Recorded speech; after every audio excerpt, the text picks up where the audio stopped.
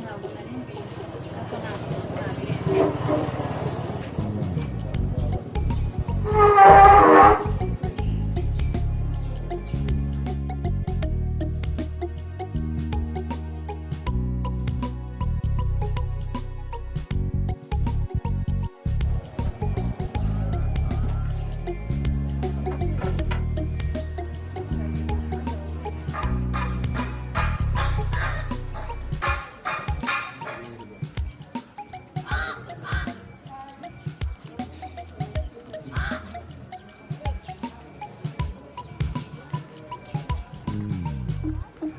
abanezerewe cyane mwese mwakoze neza ndamenyesha ko mwese mwemerewe kuba wakoze muri iyi kampani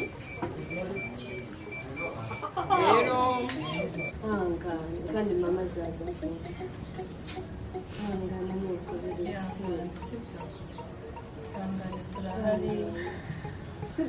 turahari ku bwawe n'uwangayike turi abavandimwe cyangwa bengeye kwibera kwa Liza.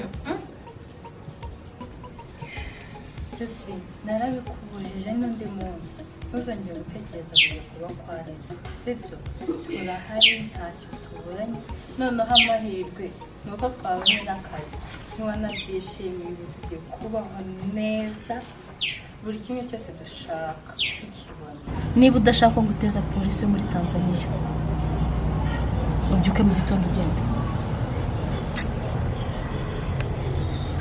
Ndaryikoreye nini. Sifa. Ni Sifa ama ni mwingine? Umefikaje hapa wewe Sifa? Kumbe. Sikuwa najua. Lakini kiukweli Sifa, ulionitendea kweli ni sahihi? Niambize ukweli. Kwa nini ulinisaliti? Wewe kanisaliti Sifa. Uliumiza moyo wangu kiasi ambacho mtu mwingine hawezi kuelewa. Sifa, kwa nini? Kwa nini unitendea mabaya kiasi kile kweli?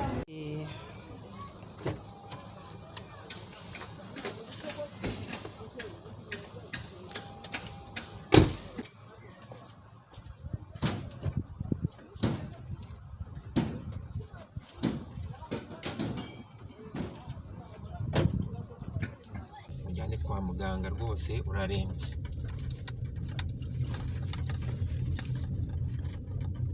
Dina, uzi ko ariko tugomba kubigenza nuko nta n'ukundi, kubera yuko ko byagenda kose ntabwo sheri we yaba arwaye ngo yemere ko bamuheza kwa muganga.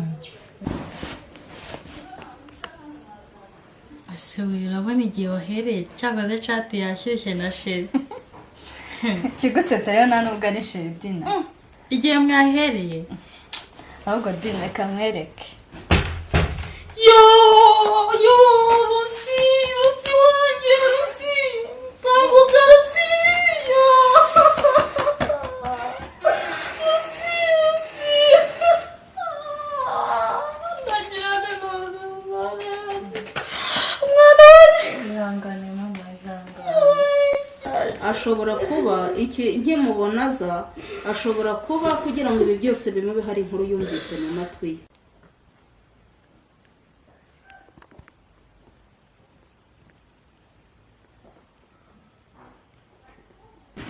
Ko mugenda nijoro habaye iki? Tuje kureba Lucie. Kwiki? Mbasigiye umurwayi kwa muganga none ngo muje kureba Lucie hano? Bose uri gukoma.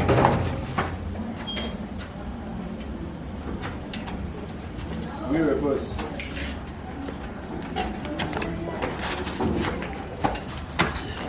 Boss. Umeze neza boss. Aryo. Anezerewe umva. Akate. Boss. Reka nkubwire. Urumva? Urabizi Oya niko.